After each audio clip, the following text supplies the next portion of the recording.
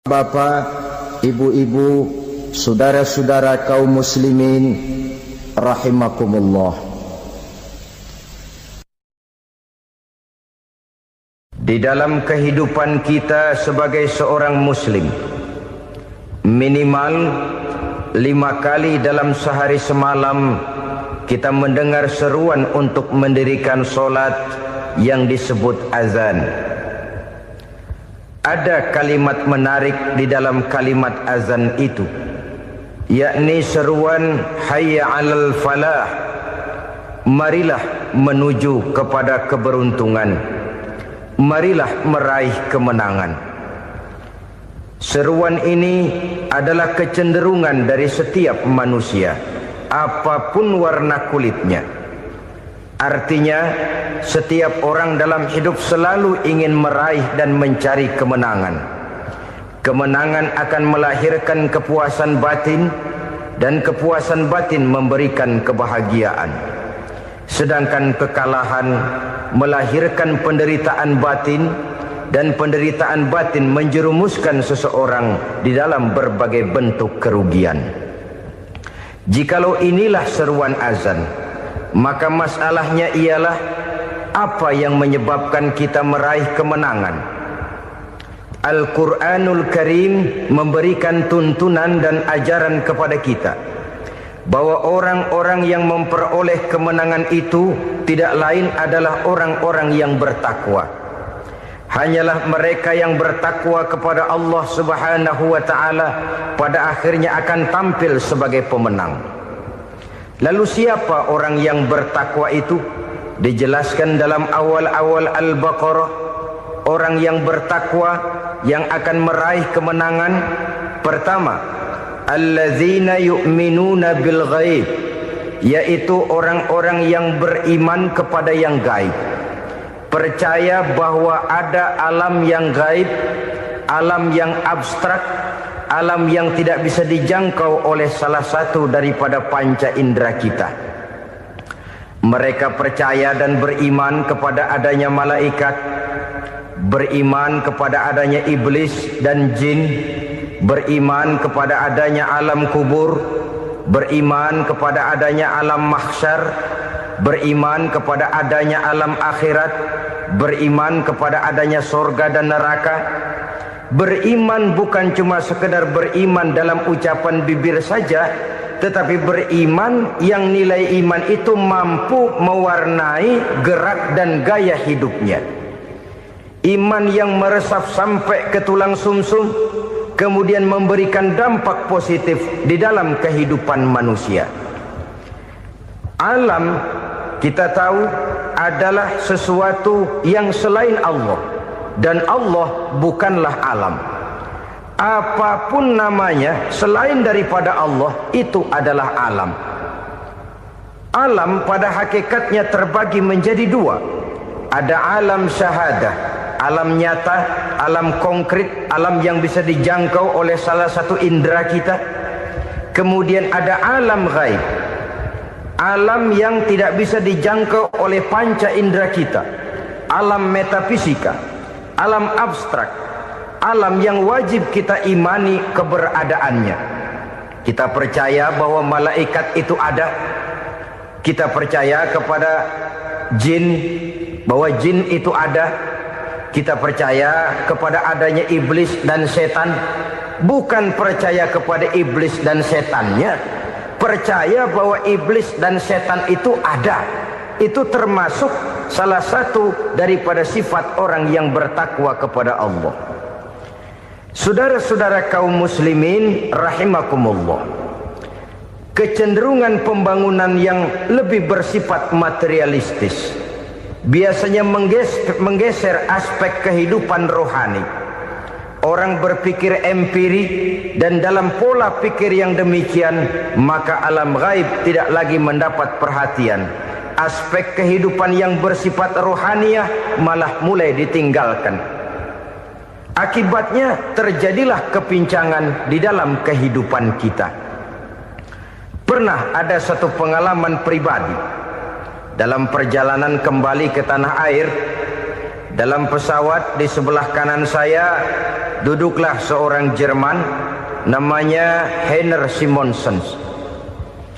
Iseng saya ajak kenalan, saya ajak ngobrol, saya tanya dia. Saya bilang, Mas Heiner ini, kalau pesawat yang kita tumpangi ini jatuh ke bawah, kira-kira apa yang bakal terjadi, Mas? Dia bilang, kita semua akan mati. Begitu? Iya. Oke. Apa itu mati? Tanya saya. Dia bilang, untuk tahu apa itu mati, kita harus tahu lebih dahulu apa itu hidup. Saya pikir nih bule bisa ngomong juga. Baiklah kata saya. Apa hidup menurut Anda itu? Oh, hidup itu dia bilang, kalau seluruh anggota badan kita bekerja secara normal, paru-paru memompa darah secara normal, jantung berdetak secara normal, sel-sel tubuh bekerja secara fit, dan organisme tubuh hanya mau bekerja secara normal, dia bilang, kalau kita memberi makan yang cukup, menu yang teratur, dan gizi yang lengkap. Saya bilang, kesimpulannya apa, Ner? Dia jawab, hidup adalah dari tangan ke mulut. Life is from the hand to the mouth, kata dia. Hidup adalah dari tangan ke mulut. Jadi masalah hidup tidak lebih daripada masalah isi perut. Orang pergi pagi, pulang sore, peras keringat, banting tulang, perut yang dibelain. Saya bilang, you are wrong. Sampean salah, Ner. Kamu orang Islam bukan? Bukan. Pantas. Kenapa saya salah? Dia bilang, ya jelas salah. Salahnya di mana? Kamu ini manusia. Kalau hidup cuma dari tangan ke mulut, saya bilang, kambing di kampung saya juga begitu pikirannya, Ner. Itu kambing di kampung saya, asal perutnya kenyang, sudah hidup dia. Perkara besok bagaimana, lusa prospeknya macam mana, bulan depan ada apa, kambing nggak pernah mikir. Di kampung saya kambing juga pikirannya begitu. Kamu Kristen ya? Tadinya. Loh kok tadinya, lalu apa sekarang kamu ini? Dia bilang, sekarang saya netral. Saya tidak beragama, tapi saya percaya kepada Tuhan sebagai pencipta alam. Saya ingat benar dia bilang, I haven't any religious, but I believe to God as the creator of the world. Kenapa bisa netral begitu, Ner? Habis saya bingung katanya. Islam bilang Islam baik, Kristen bilang Kristen baik, Hindu Buddha bilang Hindu Buddha baik, semua agama baik. Saya netral sekalian, nggak beragama. Yang penting saya percaya kepada Tuhan. Saya bilang, Ner, kamu ini kayak orang mau beli celana, lalu bingung. Yang satu bilang Levi's bagus, yang satu bilang Blue Jean hebat, yang satu bilang Wool England hebat. Celana ini hebat, celana itu bagus, celana ini hebat. Semua celana bagus, kamu bingung. Akhirnya netral, tidak pakai celana. Itu juga salah. Saya pikir-pikir, kemudian saya melihat bahwa dua pola berpikir Heiner ini nampaknya sudah mulai menggejala di lingkungan masyarakat bangsa kita. Disadari atau tidak, secara jujur kita harus berkata, dua pola pemikiran Heiner ini mulai berkembang di tengah masyarakat bangsa kita. Pertama, pola pikir materialisme. Hidup adalah dari tangan ke mulut. Masalah hidup tidak lebih masalah isi perut. Itu yang perlu dibela, dan disitulah arti kehidupan. Pergi pagi, pulang sore, peras keringat, banting tulang untuk mempertahankan perut. Kalau sudah kemari cara orang berpikir, maka buat apa percaya kepada yang gaib? Untuk apa sholat? Untuk apa puasa? Untuk apa zakat? Untuk apa menghadiri majelis taklim? Tanpa kepercayaan kepada yang gaib, hidup berjalan menurut alur empiris dan materialis. Kalau sudah ke sana cara orang berpikir, biasanya orang lalu cenderung menghalalkan segala cara. Hanyalah orang yang percaya bahwa akhirat ada. Hanyalah orang yang percaya bahwa alam kubur itu ada. hanyalah orang yang percaya bahwa malaikat itu ada, hidupnya akan lebih terarah dan terkendali. Karena kepercayaan kepada yang gaib, yang merupakan fase daripada kehidupan setelah hidup yang sekarang ini, mewarnai gerak pribadi seseorang di dalam dia melakukan kegiatan hidupnya. Pola berpikir materialisme, disadari atau tidak, mulai menggejala di lingkungan masyarakat bangsa kita. Hidup tidak lebih dari urusan tangan ke mulut, mulut ke tangan, tangan ke mulut. Asal perut sudah kenyang, hiduplah sudah. Perkara bagaimana prospek hari yang akan datang, bagaimana akhirat, tidak jadi persoalan. Ini yang oleh Nabi diperingatkan, ad-dunya sijnul mu'min wa jannatul kafir. Dunia adalah penjara bagi orang beriman dan surga bagi orang kafir. Dulu di zaman Belanda hadis ini pernah disalah tafsirkan, disalah artikan, digunakan sebagai senjata untuk mengkebiri dan membuat impoten umat Islam. Sudahlah umat Islam gak usah macam-macam, kata Belanda. Dunia ini kan penjara buat orang Islam, surga buat orang kafir. Di penjara jangan bertingkah.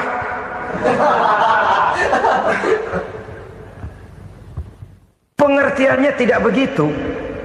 Dunia adalah penjara bagi orang mukmin. Artinya dalam kehidupan dunia seorang mukmin tidak bebas memperturutkan hawa nafsunya. Dipenjara hawa nafsunya. Sebaliknya surga bagi orang-orang kafir. Buat orang kafir surgalah dunia ini. Mereka bebas memperturutkan hawa nafsunya.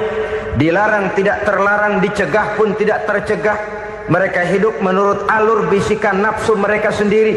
Kemudian bila ajal datang, maut merenggut nyawa, selesailah surganya sampai di situ.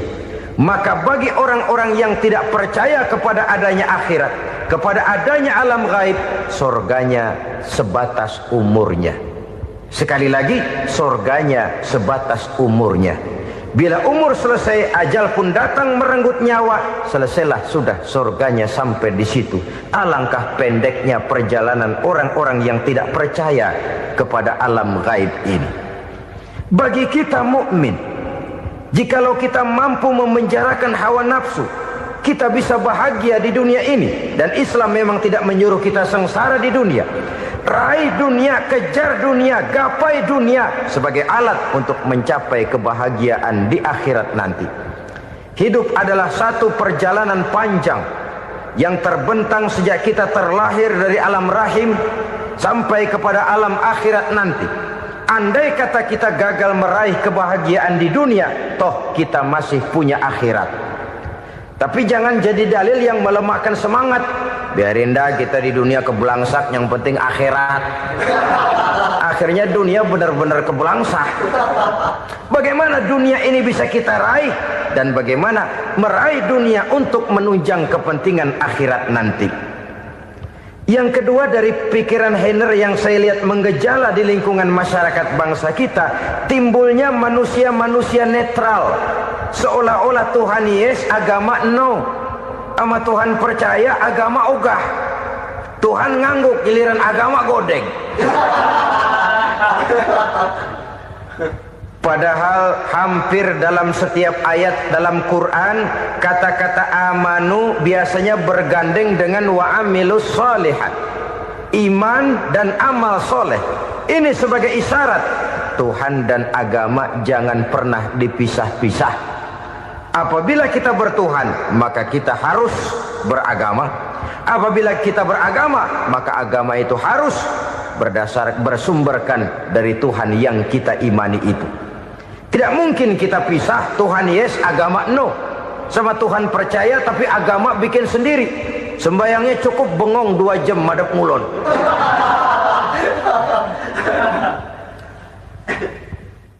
Saudara-saudara kaum muslimin rahimakumullah. Jadi dengan demikian, agama yang kita akui merupakan unsur mutlak di dalam pembangunan sekarang ini, merupakan bagian dari kehidupan yang menuntun kita bahwa di balik alam nyata ini, di balik alam syahadah ini ada alam gaib. Dan mudabbir, murabbi, yang mengatur, yang menguasai, yang memelihara, baik dia alam nyata, baik dia alam gaib, tidak lain adalah Allah Subhanahu wa ta'ala. Di sana ada satu super power, satu maha kekuatan yang kita perlu bersandar kepadanya. Sebagai makhluk nyata yang hidup di alam nyata, berbuatlah secara nyata sebagaimana harusnya kita berbuat. Karena Islam jelas bukan agamanya orang pemalas. Islam jelas bukan agamanya orang yang mengajarkan setelah selesai sholat boleh duduk, nggelenggem ayam-ayam, ndelohom, menghitung bintang di langit sambil menunggu keajaiban. Tidak. Islam adalah agama yang mengajarkan apabila sholat sudah selesai kamu kerjakan, bertebaranlah di permukaan bumi, cari karunia Tuhanmu. Jangan hidup berpangku tangan menunggu keajaiban. Karena hidup bukan undian. Jangan berharap untung besar tanpa mau peras keringat. Tapi di sebalik itu toh kita juga harus yakin bahwa di sisi usaha nyata yang kita lakukan ada satu super power, satu maha kekuatan gaib yang menentukan berhasil dan tidaknya usaha kita. Kepercayaan kepada hal semacam inilah yang mendorong kita untuk mempunyai sandaran vertikal, agar jikalau usaha ini berhasil, kita tidak lupa diri dan lupa daratan. Jikalau usaha ini gagal, kita tidak putus asa dan buruk sangka, tidak cupik pandangan dan sempit hati, tapi mampu melihat persoalan dengan kacamata putih sambil husnuzon kepada Allah Subhanahu wa ta'ala. Kita percaya malaikat itu ada. Ada yang namanya Raqib dan Atid, mengawasi gerak hidup kita sampai kepada gerak hati kita. Ini memberikan sugesti agar kita berhati-hati. Tidak sejengkal tanah pun kita bisa berlindung dari pengawasan Raqib dan Atid. Ada Munkar Nakir yang akan menyoal kita di alam kubur. Ada malaikat Malik, penjaga neraka. Ada malaikat Ridwan yang menjaga surga. Kita percaya kepada adanya jin, kita percaya kepada adanya setan, iblis. Percaya kepada adanya, bukan mempercayai si setan, si iblis lalu menjadikannya sebagai teman. Tidak. Percaya bahwa mereka itu ada dan merupakan makhluk Allah yang gaib yang diciptakan Allah Azza wa Jalla. Kepercayaan kepada alam gaib memberikan motivasi terhadap gerak lahir manusia, sehingga dengan motivasi kepercayaan kepada yang gaib, gerak lahir jadi lebih terarah, jadi lebih terpelihara. Pernah seseorang bertanya, "Pak, apakah adanya akhirat bisa dibuktikan secara ilmiah?" Saya bilang tidak bisa, tidak bisa. Kenapa? Karena yang berangkat nggak pernah pulang kembali lagi. Kalau dia pulang kemari bisa kita tanya bagaimana enak di sono. Cuma secara moral saya katakan, lebih beruntung orang yang percaya kepada akhirat daripada yang tidak. Sekarang saudara percaya akhirat ada, lalu saudara baik-baik di dunia, sholat, puasa, zakat, menolong orang lain, menebarkan kebajikan. Saudara mati, andai kata akhirat tidak ada, toh dalam hidup saudara sudah berbuat baik. Paling tidak nama saudara akan dikenang sebagai orang baik. Sebaliknya, saudara percaya, kata saya, bahwa akhirat tidak ada, lalu hidup semau-maunya, tenggelam dalam maksiat dan munkarat, menentang Allah, tidak mau ruku dan sujud. Lalu saudara mati, kemudian akhirat ada. Ayo, mau apa? Bekal tidak punya. Jadi secara moral lebih beruntung orang yang percaya kepada adanya akhirat daripada yang tidak percaya. Dan itu alam gaib yang tidak bisa dibuktikan secara eksat. Jangankan untuk membuktikan seperti itu, dalam kehidupan sehari-hari saja yang kita rasakan tidak selalu berbentuk toh. Angin, bagaimana sih bentuknya angin? Kita tidak tahu. Merah, buktinya kalau dikerok merah. Yang merah itu kulit, yang kulit kita bukan anginnya. Sakit, rasa sakit itu ada, tapi bagaimana bentuk sakit kita nggak pernah tahu. Kalau kita makan cabai pedas, bagaimana bentuk pedas itu tidak ada, tapi rasa ada. Bentuk pedas hijau, cabenya bukan pedasnya. Tidak semua yang kita rasakan bisa kita gambarkan dalam bentuk yang konkret. Oleh karena itu, sekali lagi bahwa kepercayaan kepada alam yang gaib mampu memberikan satu sugesti yang menata kehidupan seseorang lebih lurus, lebih terarah, dan lebih terkendali. Maka wajar kalau kepercayaan kepada yang gaib mengantarkan seseorang untuk meraih kemenangan. Kenapa? Dia percaya kepada yang gaib, bahwa akhirat ada, bahwa alam kubur ada, bahwa pertanggungan jawab itu ada. Maka dia lalu tidak hidup saenae udele dewe, itu loh. Tidak hidup menurut seleranya sendiri, terarah, teratur. Ini cirinya yang pertama. Orang bertakwa yang akan meraih kemenangan, mereka beriman, mereka percaya kepada yang gaib. Bahkan hal-hal konkret saja selalu berangkat dari yang gaib. Saudara-saudara, para remaja, para pemuda sekarang ini tidak pernah tahu toh siapa yang akan jadi teman hidup saudara. Kita bisa saja ngerancang, mentargetkan, tapi toh akhirnya yang namanya jodoh bukan kekuasaan kita.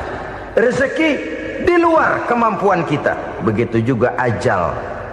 Maut, jodoh, ajal adalah contoh-contoh konkret bahwa pada akhirnya yang gaiblah yang menentukan. Bertahun-tahun ngelancong, emang jodoh seret, nggak jadi.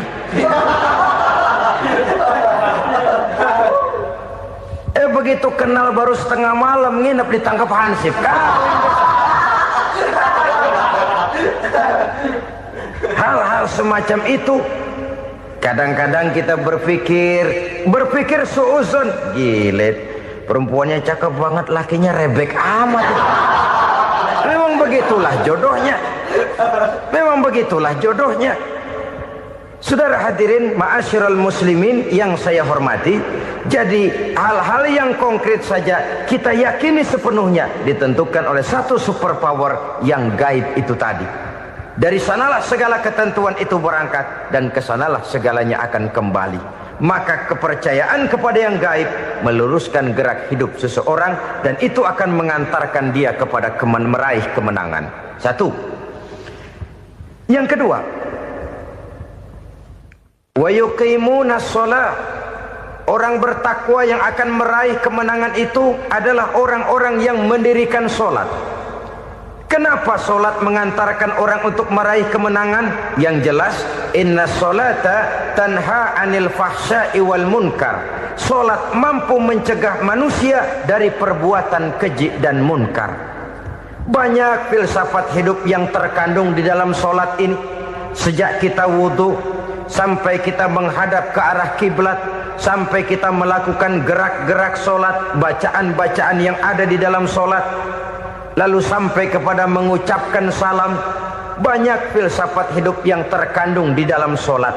Umpamanya saja, setelah takbiratul ihram mulai kita dengan sholat dalam posisi berdiri, diajarkan dalam kitab-kitab fikih agar kita melihat ke arah tempat sujud.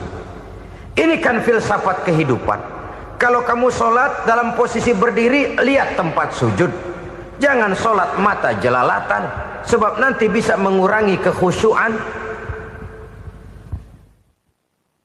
Jadi wajar kalau yang dikatakan bahwa yang paling afdol adalah shaf yang di depan. Kenapa? Secara harfiah pengertiannya akan lebih mengundang kekhusyuan. Kenapa? Kalau kita di shaf paling depan di masjid umpamanya paling banter kita lihat tembok. Tapi kalau kita shaf di tengah atau di belakang, orang-orang di depan kita pun akan kelihatan. Yang bajunya loreng, yang bajunya genggang, yang bajunya macam-macam. Kita lihat, kadang-kadang kita pikirin, ada yang bajunya bolong. Kita sholat tapi dalam hati, nih orang bajunya robek yang nggak tahu apa. Ada saja hal-hal yang mengusik kekhusyuan kita. Oleh sebab itu diajarkan dalam posisi berdiri, lihat, arahkan pandangan matamu kepada tempat sujud. Ini kan filsafat kehidupan. Maksudnya apa? Kalau lagi diri lihat dong tempat sujud. Kalau udah di atas ingat dong sama yang bawah. Kalau sudah tinggi ingat dong dari mana kamu berangkat. Kalau sudah berkuasa bantu dong yang lemah. Kalau sudah kaya santuni dong yang miskin. Kalau sudah alim bimbing dong yang awam. Ini filsafat kehidupan. Dalam posisi berdiri kau lihat tempat sujud. Ini akan melahirkan kepekaan sosial di mana seseorang mau tahu kepada orang lainnya. Bagaimanapun kaya kita, tinggi pangkat dan jabatan kita, jikalau hidup hanya untuk kepentingan perut sendiri saja, rasanya belum membawa manfaat di dalam kehidupan kita. Tapi efek yang tertinggi sesungguhnya, solat mencegah manusia dari perbuatan keji dan munkar. Perbuatan keji dan munkar, walaupun kelihatannya mendatangkan uang, membawa keuntungan, tapi itu keuntungan semu, keuntungan sementara. Dengan menipu orang lain kita bisa dapat untung, tapi tidak membawa berkah. Dan itu adalah kerugian besar dalam kehidupan kita.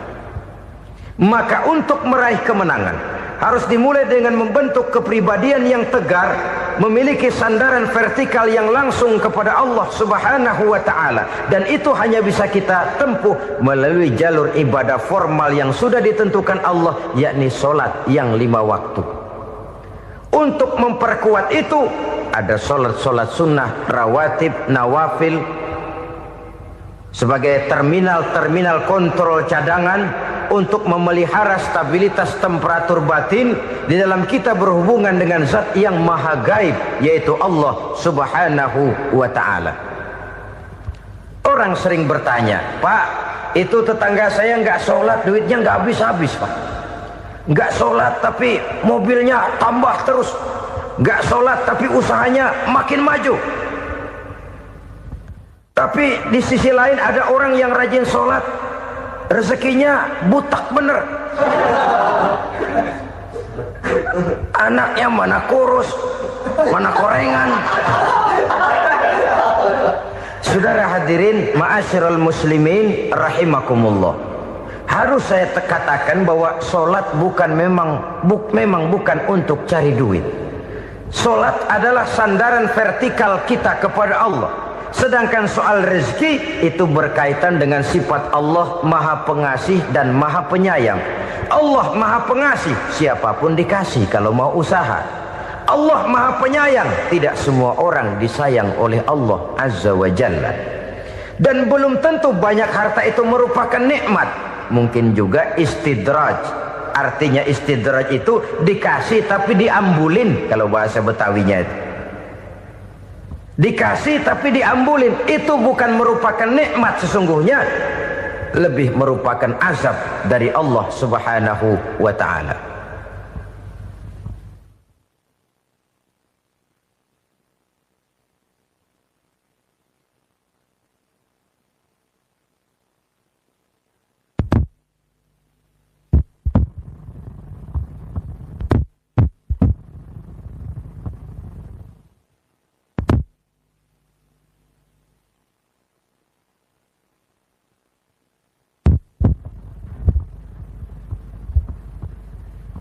Agama mempunyai sistem solat, dan kita umat Islam telah dituntun oleh Allah Subhanahu wa ta'ala yang wajibnya 5 kali dalam sehari semalam mendirikan solat, dan itu tentu berada dalam jangkauan kemampuan manusia.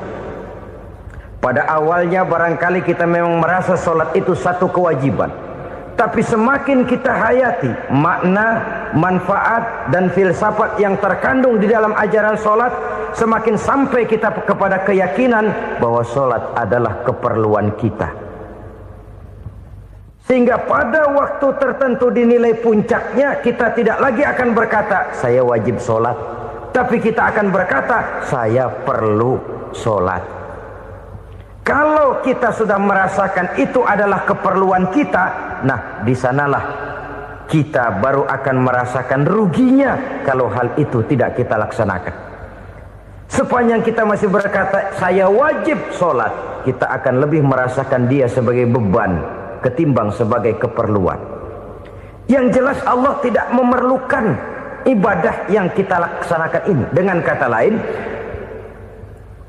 andai kata satu dunia penuh ini orang tidak ada yang sholat satu pun, Allah tidak akan turun dari jabatan Tuhan. Jangan lalu berpikir kalau kita ngambek se-RW kagak sembahyang Tuhan tekor kali ini ya. Tentu tidak. Itu perlunya kita, bukan perlunya Allah. Dan pada induknya kita akan berkata, saya perlu agama. Kalau secara induk kita sudah memerlukan agama, maka konsep-konsep yang ada di dalam ajaran agama itu pun adalah juga merupakan keperluan kita. Baik dia bernama sholat, baik dia bernama puasa, baik dia bernama zakat, baik dia bernama haji, seluruhnya adalah keperluan kita. Dan sesuatu yang kita perlukan apabila tidak kita laksanakan akan melahirkan kerugian di dalam kehidupan. Jangan heran kalau kita membaca riwayat perjalanan hidup para salafus soleh, orang-orang soleh. Ada yang tahajud sampai 100 rakaat, ada yang sholat malam kakinya sampai bengkak. Kita sekalinya bengkak biri-biri. Ada yang sholat membaca surah dalam Al-Quran sampai khotam Quran. Kok mau? Mereka sudah merasakan itu keperluan. Itu saja soalnya. Satu saat pun jikalau kita merasa bahwa itu keperluan saya, kita pun akan melaksanakan seperti itu. Keperluan saya dalam kehidupan. Inilah yang kedua. Yang ketiga, orang bertakwa yang akan meraih kemenangan itu, wa mimma razaqnahum yunfikun. Mereka membelanjakan sebagian daripada rezeki yang diberikan Allah kepada mereka. Mereka infakkan di jalan Allah. Ada satu dialog menarik. Satu hari seorang anak muda bertemu dengan seorang kakek-kakek yang sudah dikenalnya baik. Bertanyalah anak muda ini, "Kek, umur kakek berapa tahun?" 15 tahun, kata si kakek. "Anak kakek berapa orang?" 1. "Harta kakek berapa banyak?" 15 juta. Si anak muda ini bengong. Lalu protes, "Kok kakek bohongin saya?" "Kenapa?" "Saya tahu umur kakek 70 tahun. Kenapa ngaku 15? Saya tahu anak kakek 5. Kenapa bilang 1? Saya tahu kakek miliuner, miliaran uang kakek. Kenapa ngaku cuma 15 juta? Begini, kata si kakek tadi. Benar, umur saya 70 tahun. Tapi dari umur yang 70 tahun itu baru 15 tahun terakhir ini saya merasakan ibadah kepada Allah. Meninggalkan maksiat, jauh dari segala macam munkarat. Maka yang 15 tahun inilah yang benar-benar saya rasakan sebagai umur saya. Benar anak saya 5, tapi yang 4 susah diatur. Cuman 1 rasanya nih yang bakal jadi si buah hati belahan jantung pelanjut cerita penerus sejarah. Cuma 1 ini yang saya harapkan, yang akan jadi anak soleh, yang akan membuat saya menerima pensiunan pahala. Kalau yang 4 apek dah, nggak ada harapan. Yang 1 nyekek botol melulu. Oh begitu, iya. Lalu kenapa kakek bilang harta kakek cuma 15 juta padahal saya tahu kakek uangnya miliaran, depositonya banyak? Ya karena 15 juta itulah yang saya ingat yang pernah saya belanjakan di jalan Allah. Saya merasa itulah harta saya yang sebenarnya. Yang miliaran yang saya simpan di bank kelak kalau satu saat saya mati akan jadi rebutan di antara anak-anak saya. Iya kalau anak saya soleh kayak yang 1 ini. Kalau yang 4 tadi udah tulen dia bakal berantem dah berebut tuh. Jadi 15 juta yang saya belanjakan di jalan Allah inilah yang saya merasakan benar-benar harta saya yang sesungguhnya. Dialog ini patut menjadi bahan renungan kita bersama. Diberikan kita umur 40, 50, 60, 70, 80. Berapa tahun dari umur yang diberikan itu yang jalan mulus, yang kita gunakan untuk melaksanakan ibadah? Banyak harta kita simpan di bank, di lemari, di dompet, di tas. Tapi berapa yang sudah kita depositokan di jalan Allah yang akan menemani kita di hari kita kembali nanti? Maka orang bertakwa yang akan meraih kemenangan, wa mimma razaqnahum yunfikun, mereka membelanjakan sebagian dari rezeki yang diberikan Allah di jalan Allah Subhanahu wa ta'ala. Ma'asyiral muslimin rahimakumullah.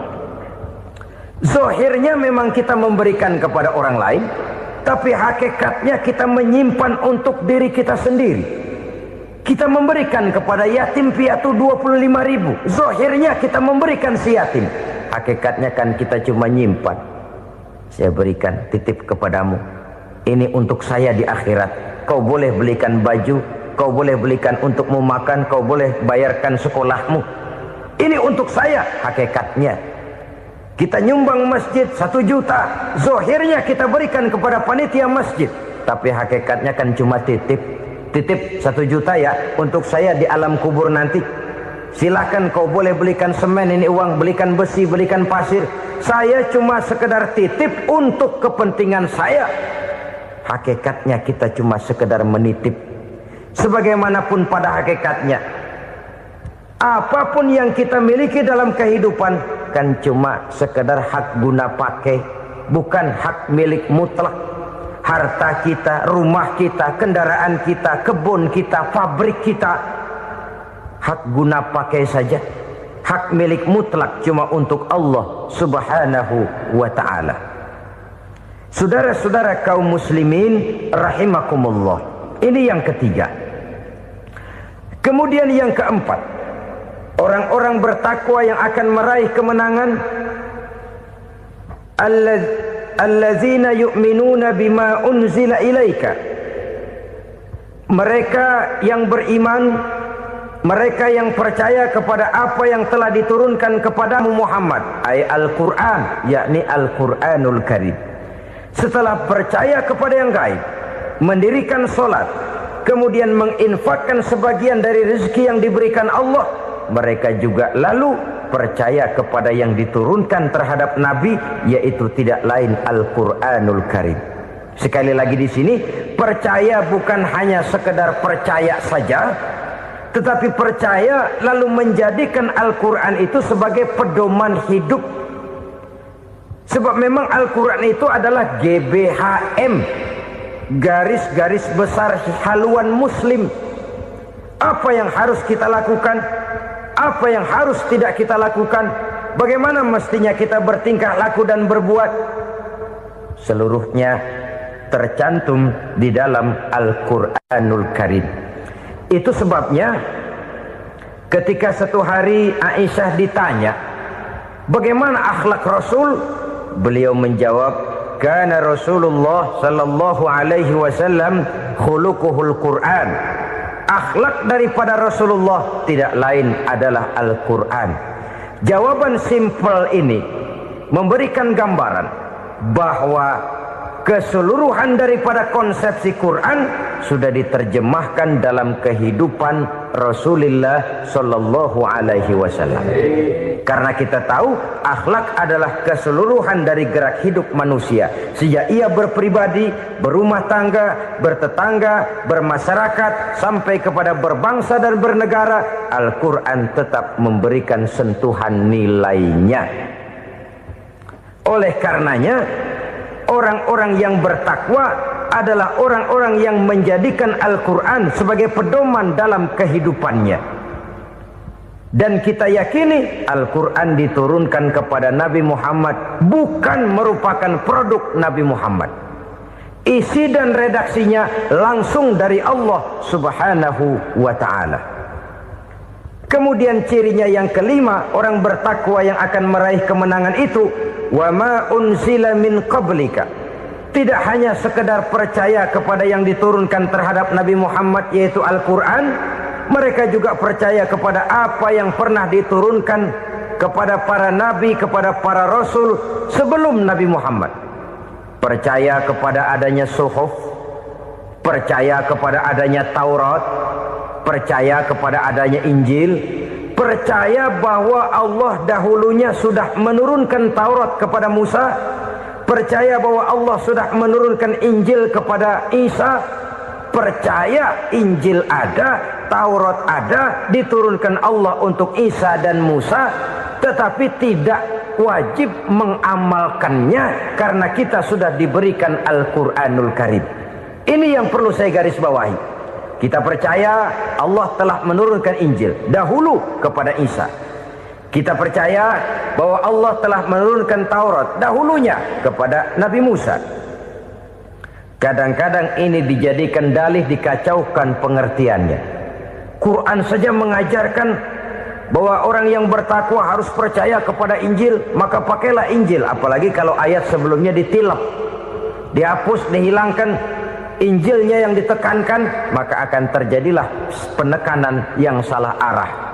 Karena salah arah akhirnya bisa merusak dan menghancurkan akidah. Ketika Rasul suatu saat pernah ditanya orang, "Ya Rasul, bagaimana sikap kita sebagai muslim terhadap Injil yang ada sekarang?" Beliau menjawab, "La tukadzibuhu jami'an wa la tusaddiquhu jami'an." Jangan didustakan seluruhnya, jangan juga dibenarkan semuanya. Artinya, ini sudah merupakan gambaran dari Rasul bahwa dalam Injil yang ada sekarang masih ada ajaran-ajaran tauhid yang dibawa oleh Nabi Isa dan diajarkan kepada umatnya. Tapi juga dalam Injil yang sekarang ini sudah terkena intervensi dan investasi manusiawi. Karena itu Rasul menyimpulkan, la tukadzibuhu jami'an wa la tusaddiquhu jami'an. Jangan didustakan semua, jangan dibenarkan seluruhnya. Kita memang percaya Allah telah menurunkan Injil kepada Nabi Isa dulu, tapi kita tidak wajib mengamalkan Injil. Kita percaya Allah telah menurunkan Taurat kepada Nabi Musa, tapi kita tidak wajib mengamalkan kitab ajaran Taurat. Yang wajib kita percayai dan kita amalkan hanyalah Al-Quranul Karim. Kenapa? Oleh karena baik yang ada di dalam Taurat, baik yang ada di dalam Injil, tentu tercakup di dalam Al-Quran sebagai kitab terakhir yang diturunkan oleh Allah Subhanahu wa Ta'ala. Dan itu wajar. Kalau seorang pejabat mau mengeluarkan satu keputusan baru, tentu dia harus meninjau keputusan-keputusan lama. Andai kata dianggap tidak berlaku, dianggap tidak relevan lagi, maka keputusan-keputusan lama itu tentu sudah dianggap tidak berlaku. Sebagian daripada aturan-aturan dalam keputusan lama yang masih dianggap relevan tercantum dalam keputusan baru yang wajib diamalkan. Begitulah hubungannya antara Al-Quran, Taurat, Zabur, dan Injil. 4 kitab samawi yang diturunkan Allah masing-masing kepada Zabur untuk Nabi Daud, Taurat untuk Nabi Musa, dan Injil untuk Nabi Isa alaihi wassalatu wassalam. Ketiga-tiga kitab itu kita percayai adanya. Kita yakini Allah telah menurunkan Zabur, Taurat, dan Injil. Tapi kita tidak wajib mengamalkannya. Yang wajib kita mengamalkannya sekarang ini tidak lain hanyalah Al-Quranul Karim saja. Karena ia mencakup apa yang ada di dalam Zabur, apa yang ada di dalam Taurat, dan apa yang ada di dalam Injil. Keotentikannya bisa dipertanggungjawabkan. Ya, tapi kan Nabi Muhammad sudah mati 14 abad yang lalu, dan di zaman beliau Al-Quran kan belum dikodifikasikan, belum ditulis. Bagaimana keotentikannya bisa dipertanggungjawabkan? Mudah saja. Allah berjanji, inna nahnu nazzalna dzikra wa inna lahu lahafizun. Kami yang menurunkan Al-Quran dan kami yang akan menjaga dan memeliharanya. Allah turunkan Quran, Allah menjaganya. Bagaimana cara Allah menjaga Al-Quran itu? Banyaknya orang-orang yang hafaz Al-Quran. Hafaz Al-Quran 30 juz, 114 surah, 6.666 ayat. Sehingga jangankan satu kata Jangankan satu ayat, satu kalimat saja berubah, sudah akan timbul reaksi dan mudah dimengerti. Kenapa? Banyak orang-orang yang hafaz Al-Quran. Sedangkan pada setiap akhir tahun biasanya malaikat Jibril selalu mengadakan checking terhadap ayat-ayat yang diturunkan pada waktu itu.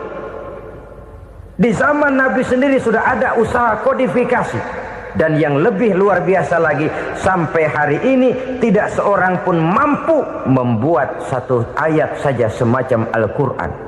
Ke bahasa manapun dia diterjemahkan, naskah aslinya tetap ikut, rujukan dasarnya tetap ada. Berdasarkan itu, maka tidak mungkin terjadi penyelewengan terhadap atau pemalsuan terhadap ayat-ayat Al-Quranul Karim. Kesuciannya, keotentikannya, kemurniannya bisa dipertanggungjawabkan. Ma'asyiral muslimin rahimakumullah. Oleh karenanya, konsepsi dasar daripada ajaran Islam ini memang tidak lain adalah Al-Quran dan Sunnah. Isi daripada agama Islam yang merupakan iman, Islam dan ihsan, konsepsi dasarnya tidak lain adalah Al-Quran dan Sunnah Rasulullah Sallallahu Alaihi Wasallam. Maka yang kita perlukan sekarang ini adalah terjemahan Al-Quran di dalam kehidupan kita. Dengan demikian, maka gaya kehidupan yang lebih Qurani itulah yang kita dambakan. Kita perlu memang terjemahan Quran dalam bahasa Inggris, dalam bahasa Belanda, dalam bahasa Jepang, tapi yang lebih kita perlukan adalah terjemahan Quran di dalam kehidupan kita. Konsekuen, tidak memanipulasi, ringan sama kita jinjing, berat sama kita pikul. Jangan kalau lempengan ayat Quran tuh kira-kira enak diamalin, keras teriakan kita. Giliran kira-kira ayat Quran itu mukul kepala kita sendiri, diam kita. Itu ciri yang pernah disindir Allah dalam awal-awal Baqarah juga. Ciri beragamanya orang yang munafik. Kullama adha'a lahum masyawfih, kata Allah. Wa iza azlama alaihim qamu. Apabila terang mereka jalan, apabila gelap mereka berhenti. Artinya, kalau kira-kira di Islam nguntungin, rame-rame pada teriak Islam. Tapi ketika diminta untuk berjuang, ketika dituntut untuk berkorban, rame-rame mengundurkan diri. Nasib agama tidak ubahnya seperti daun pisang yang dikait orang di tepi jalan lantaran tak berpayung di ketika hari hujan. Manakala hujan usailah sudah, daun itu pun dicampakkan di tepi jalan, diinjak pula orang nan lalu. Artinya, orang menjadikan agama cuma sebagai lipstick, decoration only, tidak konsekuen. Hanya pada saat-saat kelihatannya Islam membawa keuntungan, rame-rame orang teriak-teriak tentang Islam. Tapi jikalau diminta berjuang, jikalau dituntut untuk berkorban, biasanya rame-rame juga mengundurkan diri. Jangan heran kalau mayoritas hitungan kita, tapi minoritas peranan kita. Kuantitas kita dalam jumlah, tapi dalam kualitas kita lebih sering jadi penonton daripada jadi pemain. Padahal itu sangat tidak boleh terjadi. Umat Islam di Indonesia harus bangkit. Umat Islam di Indonesia harus sadar akan keberadaannya. Tidak boleh hanya jadi penonton berpangku tangan. Karena memang agama kita juga mengajarkan untuk konsekuen di dalam menjabarkan ajaran-ajaran daripada agama kita. Kita sering jatuh menjadi umat yang lemah oleh karena kita ini tidak pandai menggalang kebersamaan yang diakibatkan tidak konsekuennya kita. Diistilahkan bahwa umat Islam di dalam menggalang kebersamaannya itu harus seperti orang main sepak bola. Saudara-saudara kan tahu orang main sepak bola itu. Orang main sepak bola, kalau pertandingan belum dimulai sih silakan saja kumpul di luar lapangan, atur strategi yang baik. Tapi kalau pertandingan sudah dimulai, turun ke lapangan hijau, jangan kumpul terus. Ada sepak bola gotong royong, mundur-mundur rame-rame, depan ke depan kumpul melulu mainnya. Kalah. Orang main sepak bola itu ya harus ada penyerang tengah, harus ada penjaga gawang, harus ada strikernya, harus ada kiri luarnya, kanan dalamnya yang jadi backnya. Posisi boleh bermacam-macam, tapi yang penting saling ngoper untuk menggolkan gawang lawan. Begitulah umat Islam ini. Boleh ada yang jadi pejabat, boleh ada yang jadi pengusaha, boleh ada yang jadi petani, silakan ada yang jadi seniman, ada yang jadi penyair, ada yang jadi artis sekalipun. Tapi kalau sudah berhasil menguasai bola, jangan lupa operannya. Operan itu yang langka. Kita ini muslim kadang-kadang kalau sudah memegang menguasai bola, kalau belum mau mampus, belum mau ngoper. Nanti kalau sudah nggak punya bola, baru mau ngoper. Kalau sudah dengar-dengar mau dekat pensiun, baru mau jihad, baru mau berjuang, baru mau ngurus pesantren. Tanda tangan sudah tidak laku, memo sudah tidak dihargai, baru mau berjuang. Kemarin kemana mas? Kita tidak pandai memanfaatkan posisi. Dengan kata lain, kalau kembali kepada persoalan kita, konsekuensi kita terhadap agama yang kita anut ini belum ideal. Kita masih lebih sering berislam ini pada saat-saat yang menurut perhitungan kita membawa keuntungan. Tapi kalau diminta berjuang, dituntut berkorban, yang itu pun hakikatnya adalah untuk kepentingan kita juga. Allah tidak pernah menuntut kita untuk jihad bagi kepentingan Allah, itu tidak. Berjuang menegakkan agama Allah, apakah untuk kepentingan Allah? Tidak. Untuk kepentingan kita. Sebab nilai-nilai jihad itu pada akhirnya akan membawa kita kepada satu kebahagiaan. Setidaknya kalau tidak di dunia, tentu di akhirat sebagai syahid. Oleh karena itu, pada bagian akhir ini saya ingin mengajak, marilah kita konsekuen. Sekali kita berkitabkan Al-Quranul Karim, mari dia kita jadikan pedoman. Jangan cuma kita jadikan sebagai penghias dinding, pelengkap rumah, bahwa di rumah kita ada Al-Quran, tapi yang baca kecoa. Habis pada bolong tuh Quran. Yang penting kan punya Quran.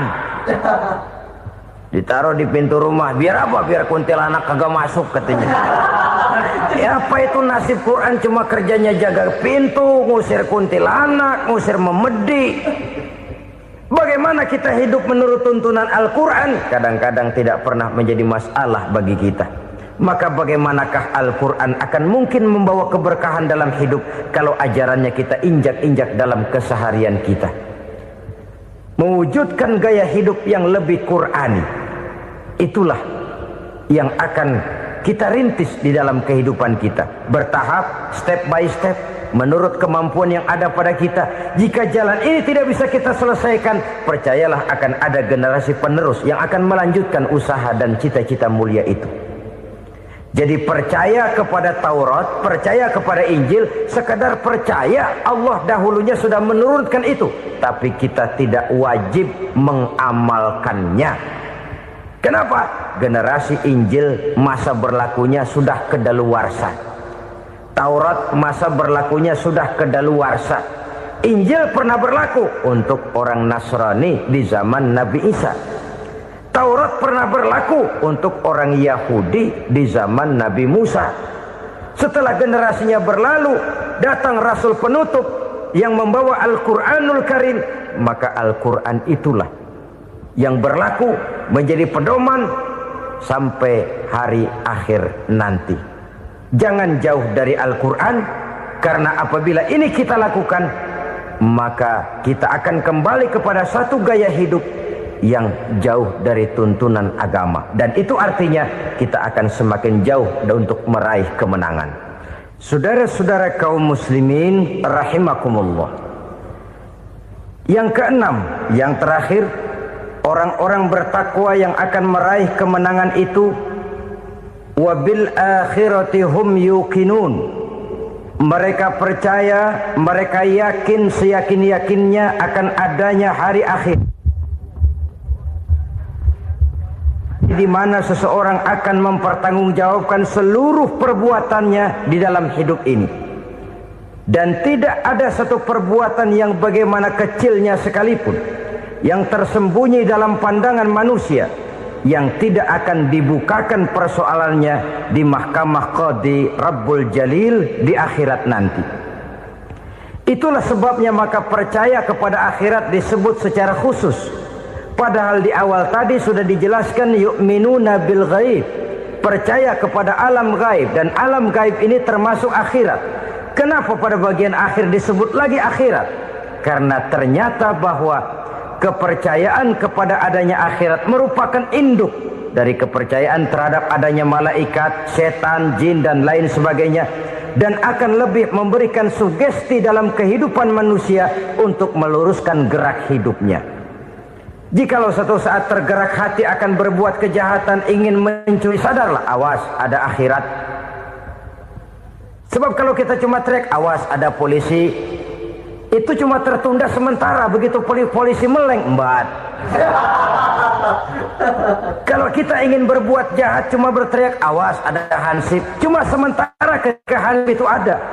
Tapi kalau ceritanya awas ada akhirat, mau menyeleweng awas ada akhirat, mau berjudi awas ada akhirat, mau mencuri awas ada akhirat. Keyakinan yang akan meluruskan gerak hidup manusia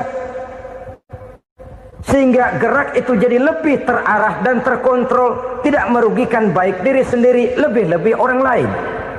Ternyata bahwa kepercayaan kepadanya adanya hari akhirat sanggup menjadi sumber daya kontrol dari kehidupan manusia, sehingga ia tidak terjebak dalam perbuatan maksiat dan munkarat.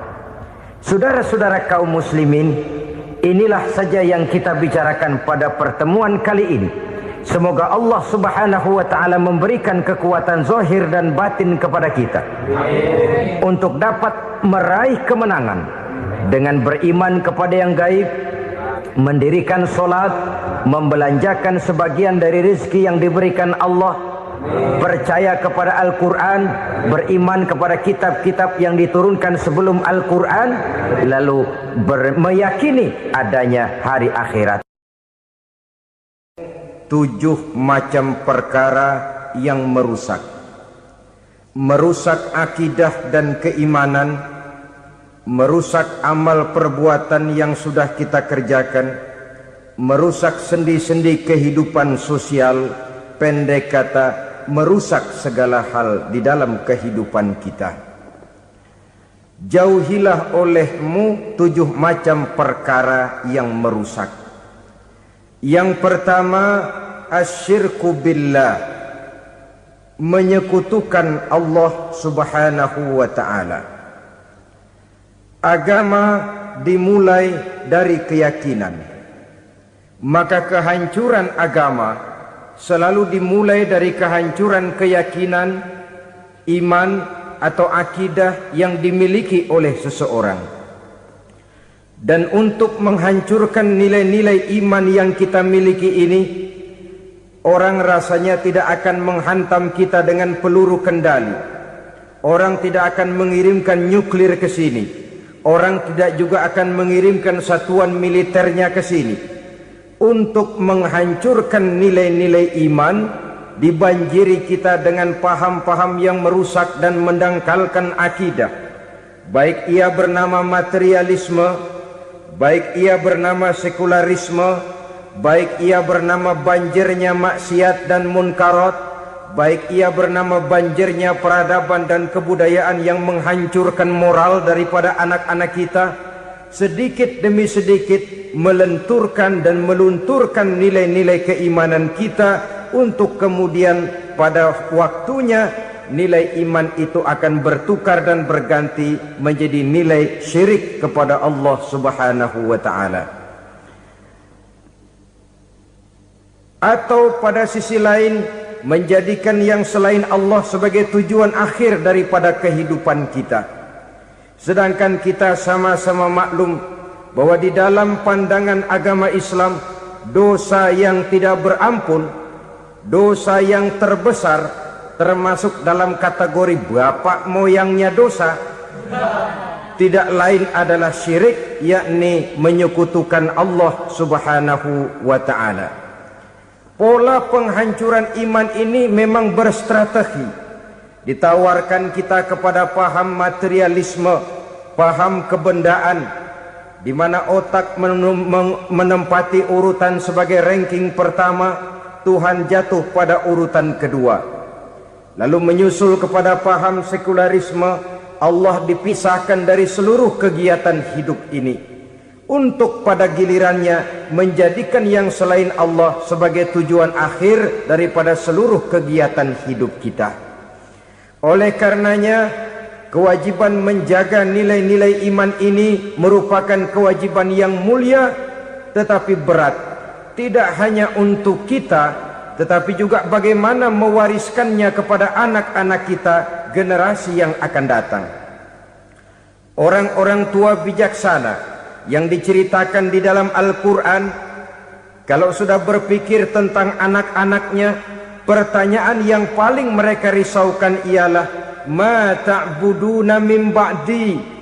Anakku, kalau pada satu saat aku, ayahmu sudah tidak ada lagi di dunia ini, meninggalkan kamu semua, ma ta'buduna min ba'di, apa yang akan kamu sembah nak?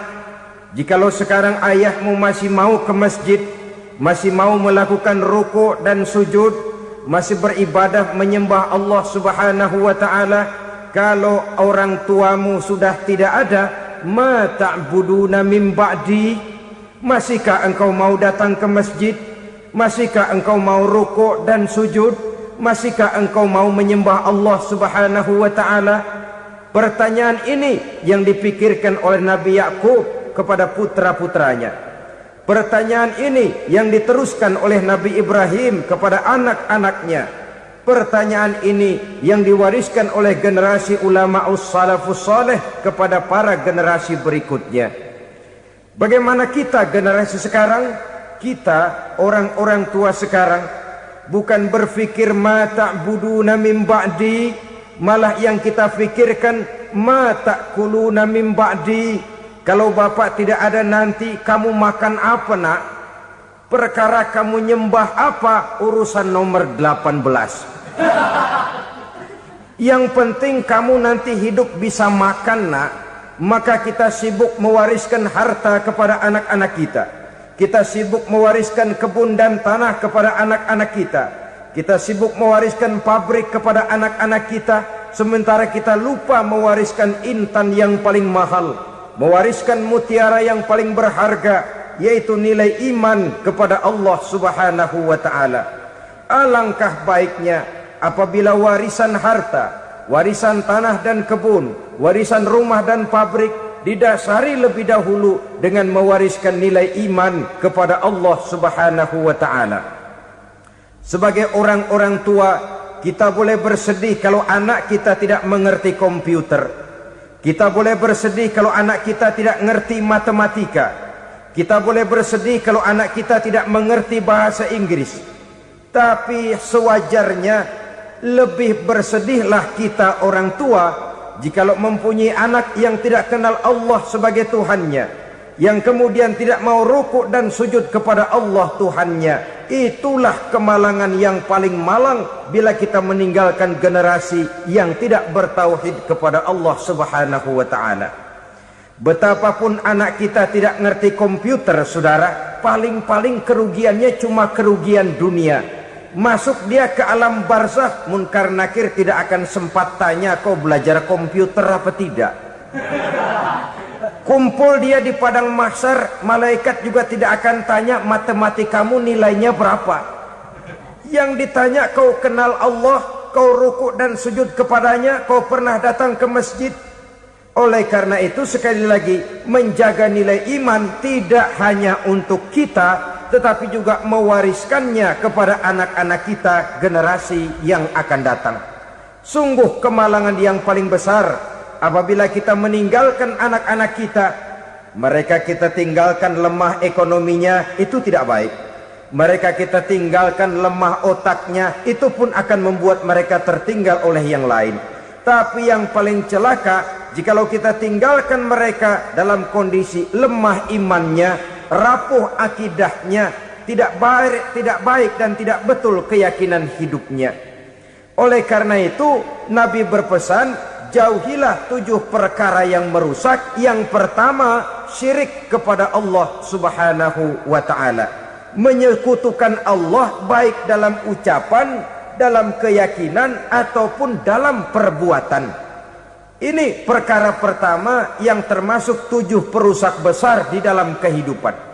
Kalau sudah jatuh kita ke lembah syirik, bagaimanapun banyak kebaikan yang kita kerjakan, berjiwa sosial, bertangan pemurah, gemar menolong orang lain, kalau memang dasarnya syirik, maka seluruh kebaikan kita akan hancur, tidak akan ada nilainya dalam pandangan Allah Subhanahu wa ta'ala. Dalam pandangan manusia, mungkin kita dicatat sebagai orang sosial, gemar menolong orang lain, tidak berpangku tangan melihat orang yang mendapat kesulitan, tapi oleh karena dasarnya syirik, dasarnya tidak mentauhidkan Allah, maka seluruh nilai kebaikan yang kita kerjakan tidak akan ada nilainya dalam pandangan Allah Subhanahu wa ta'ala. Maka jagalah iman kita jangan sampai dihinggapi penyakit syirik yang bagaimana kecilnya sekalipun. Sekali lagi, baik syirik dalam bentuk ucapan, syirik dalam bentuk keyakinan, sampai kepada syirik dalam bentuk perbuatan, kita berhindar kepada sifat-sifat yang sedemikian itu. Karena apa? Dalam satu ayat Quran Allah Subhanahu wa ta'ala menjelaskan, innallaha la yaghfiru ayyushraka bih wa yaghfiru ma duna dzalika liman yasha. Allah tidak akan memberi ampun kepada orang-orang yang menyekutukannya, tapi Allah masih mau memberikan ampun kepada dosa-dosa yang selain itu bagi orang-orang yang dikehendakinya. Dosa selain syirik, apabila kita bertaubat, Allah masih mau mengampuni. Tapi kalau sudah jatuh ke tempat syirik, itu sudah dosa yang tidak berampun. Taubatnya tidak lain melepas syirik, kembali kepada tauhid, berkeyakinan bahwa hanya ada Allah Subhanahu wa ta'ala, Tuhan satu-satunya yang lam yalid walam yulad walam yakul lahu kufuwan